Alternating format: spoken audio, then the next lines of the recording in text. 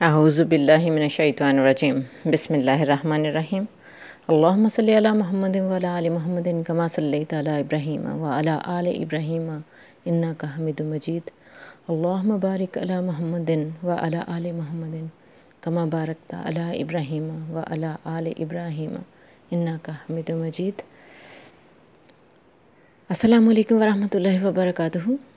رب اشرح لی صدری ویسر لی امری واحلل عقدۃ من لسانی یفقہوا قولی۔ بہت ہی اہم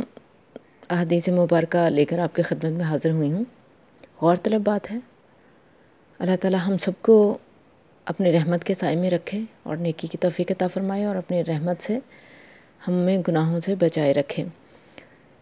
حضرت عبداللہ بن مسعود رضی اللہ تعالیٰ عنہ سے روایت ہے کہ اللہ کے رسول صلی اللہ علیہ وآلہ وسلم نے ارشاد فرمایا، تم میں سے ہر شخص کو ماں کے پیٹ میں 40 دن تک نطفہ کی صورت میں رکھا جاتا ہے،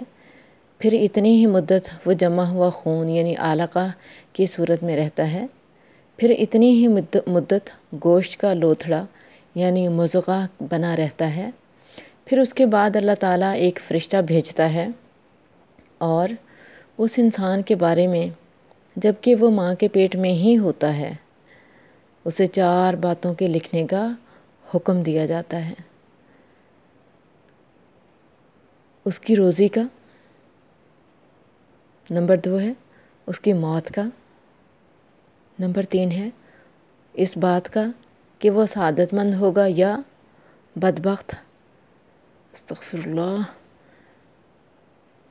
پھر اس میں روح پھونکی جاتی ہے۔ اللہ کی قسم تم میں سے کوئی شخص دوزخ والوں کے کام کرتا رہتا ہے اور جب اس کے اور دوزخ کے درمیان صرف ایک بالشت یعنی ایک ہاتھ کا فاصلہ رہ جاتا ہے تو اس کی تقدیر اس پر غالب آ جاتی ہے اور وہ جنت والوں کے کام کرنے لگ جاتا ہے اور جنت میں جا پہنچتا ہے۔ اسی طرح ایک آدمی جنت والوں کے کام کرتا رہتا ہے حتیٰ کہ اس کے اور جنت کے درمیان ایک بالشت کا فاصلہ رہ جاتا ہے اور اس کی تقدیر اس پر غالب آ جاتی ہے اور وہ دوزخ والوں کے کام شروع کر دیتا ہے اور جہنم میں جا پہنچتا ہے۔ استغفر اللہ ربی من کل ذنب واتوب الیہ۔ اللہ تعالی ہمیں بری تقدیر سے بچائے۔ تقدیر کی 3 قسمیں ہیں، مبرم حقیقی جو کسی دعا یا عمل سے نہیں بدل سکتی، نمبر 2 ہے تقدیر معلق مشابہ مبروم جو کہ صحف ملائکہ میں بھی نہیں لکھا ہوا ہوتا، یہ کس دعا یا عمل سے بدلے گی، اور نمبر 3 ہے تقدیر معلق محض، یہ قسم صحف ملائکہ میں لکھی ہوتی ہے کہ کس دعا یا عمل سے یہ تقدیر بدل سکتی ہے۔ نبی اکرم صلی اللہ علیہ وآلہ وسلم کی حدیث مبارکہ یہاں پہ سناتی ہوں ایک اور۔ حضرت صحابہ رضی اللہ تعالیٰ عنہ سے روایت ہے کہ رسول اللہ صلی اللہ علیہ وآلہ وسلم نے ارشاد فرمایا کہ نیکی کے سوا کوئی چیز عمر میں اضافہ نہیں کرتی اور دعا کے سوا کوئی چیز تقدیر کو رد نہیں کرتی۔ یعنی دعا کی برکت سے جو تقدیر کی بلا ہوتی ہے وہ اللہ تعالیٰ ٹال دیتا ہے، لیکن اللہ تعالیٰ ہی اس پر قدرت رکھتا ہے کہ وہ ہماری تقدیر میں جو بھی اللہ تعالیٰ معاف فرما دے، جو بھی برائیاں لکھی ہوئی ہیں ان کو ہم دور کر دے اللہ رب العزت۔ اور حدیث مبارکہ بہت ہی پیاری سی ایک اور حدیث مبارکہ آپ کو سناتی ہوں۔ حضرت عقبہ بن عامر جہنی رضی اللہ تعالیٰ عنہ بیان کرتے ہیں کہ جب سورۃ الواقعہ کی آخری آیت نازل ہوئی تو رسول اللہ صلی اللہ علیہ وآلہ وسلم نے حکم دیا کہ لوگ اس آیت کے مطابق رکوع میں یہ دعا پڑھیں، سبحان ربی العظیم، اور جب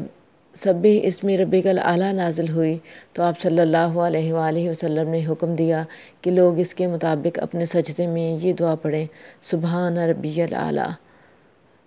حضرت عائشہ رضی اللہ تعالیٰ عنہ بیان کرتی ہیں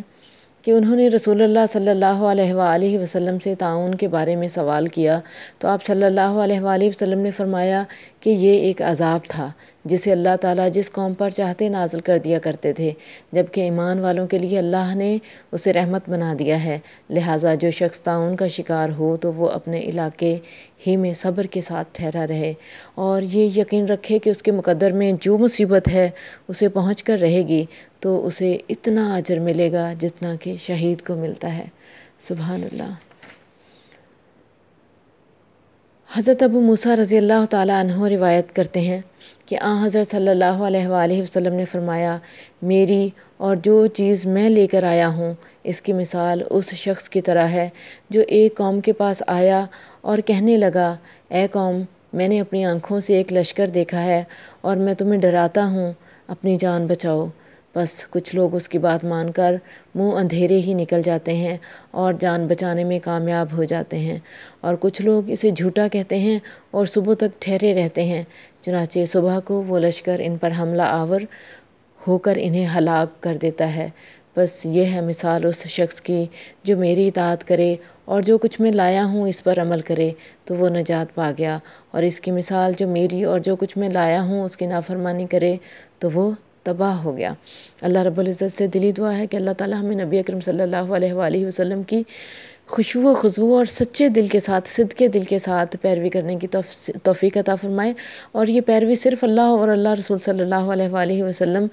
کے بتائے ہوئے احکامات کے مطابق ہی ہو اور اللہ کی بارگاہ میں قبول ہو۔ ایک اور حدیث مبارکہ سناتی ہوں۔ حضرت ابو ہریرہ رضی اللہ تعالیٰ عنہ سے روایت ہے کہ نبی کریم صلی اللہ علیہ وآلہ وسلم نے فرمایا، جنت میں ایک کوڑے کے برابر جگہ مل جانا دنیا اور دنیا کی سب چیزوں سے بہتر ہے، اور اللہ کی راہ میں کسی صبح یا شام کو سفر کرنا دنیا اور دنیا کی سب چیزوں سے بہتر ہے۔ ایک اور حدیث مبارکہ ہے، حضرت عبداللہ بن عمر رضی اللہ تعالیٰ عنہ بیان کرتے ہیں کہ رسول اللہ صلی اللہ علیہ وآلہ وسلم نے میرے کندھے سے پکڑ کر فرمایا، دنیا میں ایسے رہو جیسے اجنبی ہو یا مسافر ہو۔ اور ابن عمر رضی اللہ تعالیٰ عنہ خود یہ بات کہا کرتے تھے کہ جب تم شام کرو تو صبح کا انتظار نہ کیا کرو، اور جب تم صبح کرو تو شام کا انتظار مت کرو، اور اپنی صحت کو بیماری سے پہلے اور اپنی زندگی کو موت سے پہلے غنیمت جانو۔ نبی اکرم صلی اللہ علیہ وآلہ وسلم کی ایک اور بہت ہی پیاری سی حدیث مبارکہ سناتی ہوں۔ حضرت عبداللہ رضی اللہ تعالیٰ عنہ بیان کرتے ہیں کہ رسول اللہ صلی اللہ علیہ وآلہ وسلم نے ایک مربع نما خط کھینچا اور اس کے درمیان میں اس طرح لائنیں لگائیں کہ وہ اس سے باہر کو نکل رہی تھیں،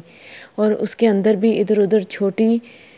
چھوٹی لائنیں لگا دیں۔ پھر فرمایا، یہ انسان ہے مربع کے اندر، اور یہ مربع اس کی موت ہے جو اسے گھیرے میں لیے ہوئے ہے، اور یہ جو لائن اس مربع سے باہر نکل رہی ہے یہ اس کی امید ہے، اور جو اس مربع کے اندر چھوٹی چھوٹی لائنیں ہیں یہ وہ مسائل اور پریشانی ہیں جن کا انسان سامنا کرتا ہے، اور اگر ایک ختم ہوتی ہے تو دوسری آ جاتی ہے، اور دوسری ختم ہوتی ہے تو تیسری آ جاتی ہے۔ اللہ تعالیٰ ہم سب کو عافیت نصیب فرمائے، اپنی دعاؤں میں یاد رکھے۔